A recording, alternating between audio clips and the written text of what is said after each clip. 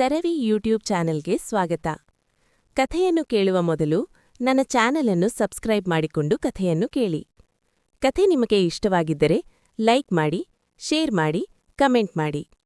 ಒಮ್ಮೆ ಕೈಯನ್ನು ಹಿಡಿದರೆ ಅದೇ ತಾನೇ ಪ್ರೀತಿಯ ಆಸರೆ. ಅಧ್ಯಾಯ 3. ಇದೇನು ತಶ್, ಸೀರೆ ಬಿಚ್ಚಿ ಹೊತ್ತಾಕಿದ್ದೀಯಾ?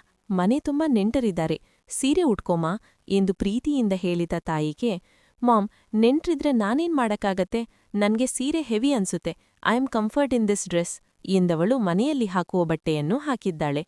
ಮದ್ವೆ ಮುಗಿತಲ್ಲ, ಇನ್ನೂ ಬಂದ ನೆಂಟ್ರು ಇಲ್ಲೇನ್ ಮಾಡ್ತಾ ಇದ್ದಾರೆ, ಮನೆಗೆ ಕಳಿಸು.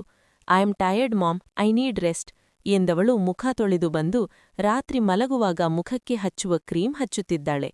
ಪೂರ್ಣ, ಅದ್ಯಾಕಮ್ಮ ಇಷ್ಟು ಬೇಗ ಮುಖಕ್ಕೆ ಕ್ರೀಮ್ ಹಚ್ಕೋತಾ ಇದೀಯಾ? ತಶ್, ನನ್ಗೆ ಟಯರ್ಡ್ಗೆ ನಿದ್ದೆ ಬರ್ತಿದೆ, ನಾನ್ ಮಲ್ಕೋತೀನಿ ಮಾಮ್. ನಿನ್ಗೆ ಬಂದ ನೆಂಟರಿಗೆಲ್ಲ ಉಪಚರಿಸ್ಬೇಕಲ್ಲ, ಹೋಗು ಕೆಳಗೆ, ತುಂಬ ಕೆಲ್ಸ ಇದೆ ಅಲ್ವಾ ನಿನ್ಗೆ? ಪೂರ್ಣ, ಅಲ್ಲ ತಶ್, ಇವತ್ತು ಶಾಸ್ತ್ರ ಇತ್ತು, ಪುರೋಹಿತರು ಮುಹೂರ್ತ ನೋಡಿಕೊಟ್ಟಿದ್ದಾರೆ. ಹೇಳಲೋ ಬೇಡವೋ ಎಂಬಂತೆ ಬಂದಿತ್ತು ಅವರ ಮಾತು. ತಶ್, ಮಾಮ್, ಇವತ್ತಷ್ಟೇ ಮದ್ವೆ ಆಗಿದ್ದೀನಿ, ಆಗ್ಲೇ ಸಂಸಾರ ಶುರು ಮಾಡ್ಬೇಕು ಅಂದ್ರೆ I am not ready for that. ಅದೇನು ಹೇಳ್ತಾರಲ್ಲ ಮಾಮ್, ಮನಸ್ಸುಗಳು ಒಂದಾದಾಗ ದೇಹ ಒಂದಾದ್ರಿ ಆ ಬಾಂಧವ್ಯ ಶಾಶ್ವತ ಅಂತ. ನಾನು ಕೂಡ ಅದೇ ಪಾಲಿಸಿಯನ್ನು ಫಾಲೋ ಮಾಡ್ತೀನಿ. ಒಬ್ಬರನ್ನು ಇನ್ನೊಬ್ಬರು ಪೂರ್ಣವಾಗಿ ಅರ್ಥ ಮಾಡಿಕೊಂಡ ಮೇಲೆ ಮಿಕ್ಕಿದ್ದು. ಈಗ ನನ್ನ ಮಲ್ಕೊಡಕ್ಕೆ ಬಿಡು. And one more thing mom, Taksh ಇನ್ಮೇಲೆ ಇದೇ ಮನೆಯಲ್ಲಿರ್ತಾನೆ. ನನ್ನ ಗಂಡನ ಮನೆಗೆ ಕಳಿಸೋ ಆಸೆಯನ್ನು ನೀನೂ ಡ್ಯಾಡ್ ಇಬ್ರೂ ಇಟ್ಕೋಬೇಡಿ. ಪೂರ್ಣಗೆ ಮತ್ತೇನು ಮಾತಾಡಲು ಉಳಿಸಲೇ ಇಲ್ಲ ತಶ್. ಕೆಳಬಂದವರು ಗಂಡನೊಂದಿಗೆ ಮಾತನಾಡಿ ತಕ್ಷ್ನನ್ನು ತಶ್ ಕೋಣೆಗೆ ಕಳುಹಿಸಿದರು. ತಾಯಿಯನ್ನು ಮಾತಲ್ಲೇ ಮೋಡಿ ಮಾಡಿ ಶಾಸ್ತ್ರಕ್ಕೆ ಹೊಗೆ ಹಾಕಿದ್ದಳು. ವಿನಯ್, ಸ್ಟೇಜ್ ಮೇಲೆ ಬಂದವರು ತಶ್ಗೆ ಹೆಲ್ತ್ ಅಪ್ಸೆಟ್ ಇದೆ ಎಂದು ಹೇಳಿ ಪರಿಸ್ಥಿತಿ ತಿಳಿಗೊಳಿಸಿದರು. ಬಂದವರೆಲ್ಲ ಗಿಫ್ಟ್ ವಿನಯ್ ಪೂರ್ಣ ಕೈಗೊಪ್ಪಿಸಿ ನಡೆದರು. ಕತ್ತಲು ಹೆಚ್ಚಾಗುತ್ತಿದ್ದಂತೆ ಬಂದ ನೆಂಟರೆಲ್ಲ ಖಾಲಿಯಾಗಿದ್ದರು. ಈಗಿದ್ದವರು ಪೂರ್ಣ, ವಿನಯ್, ತಶ್, ತಕ್ಷ್. ತಕ್ಷ್ಗೆ ತಶ್ ಕೋಣೆ ತೋರಿಸಿದ ಪೂರ್ಣ ಹೋದರೆ ತಕ್ಷ್ ಮೆಲ್ಲನೆ ಬಾಗಿಲು ದೂಡಿ ಒಳಹೋಗಿದ್ದ. ತಶ್ ಮಲಗಿದ್ದಳು.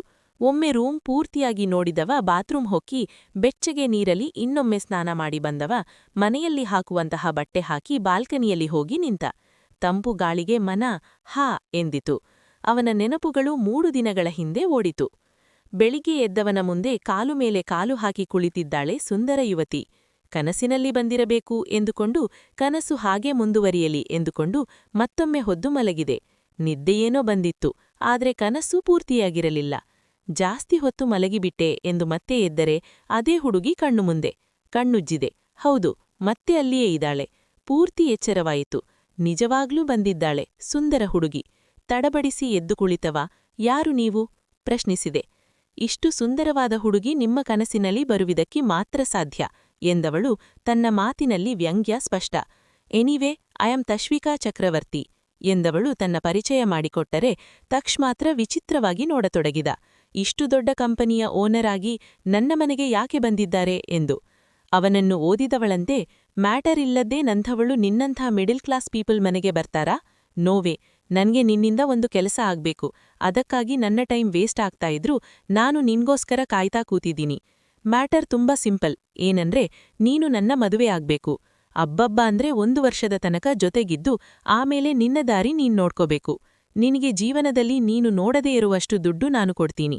ಆದ್ರೆ ನನ್ನ ಮನೆಯಲ್ಲಿರೋ ತನಕ ನೀನು ನಾನು ಹೇಳಿದಂಗೆ ಕೇಳ್ತಾ ಬಿದ್ದಿರ್ಬೇಕು. ಗಂಡನ ಹಾಗೆ ಅಧಿಕಾರ ಚಲಾಯಿಸೋದು ಎಲ್ಲ ನನ್ಗೆ ಆಗಿಬರಲ್ಲ. ಸೊ ನೀನು ನಾನು ಹೇಳಿದ ಹಾಗೆ ಕೇಳ್ಬೇಕು. ಈಗ ಮಾಡ್ತಾ ಇದೀಯಲ್ಲ ಆ ಕೆಲಸವನ್ನು ಬಿಟ್ಟು ಇಲ್ಲ ಬೇರೆಯವರಿಗೆ ವಹಿಸಿ ನನ್ನ ಮನೆಯಲ್ಲಿ ಇರ್ಬೇಕು. ನೀನೇನು ಫ್ರೀಯಾಗಿ ಇರೋದು ಬೇಡ, ಕೈತುಂಬ ದುಡ್ಡು ಕೊಡ್ತೀನಿ.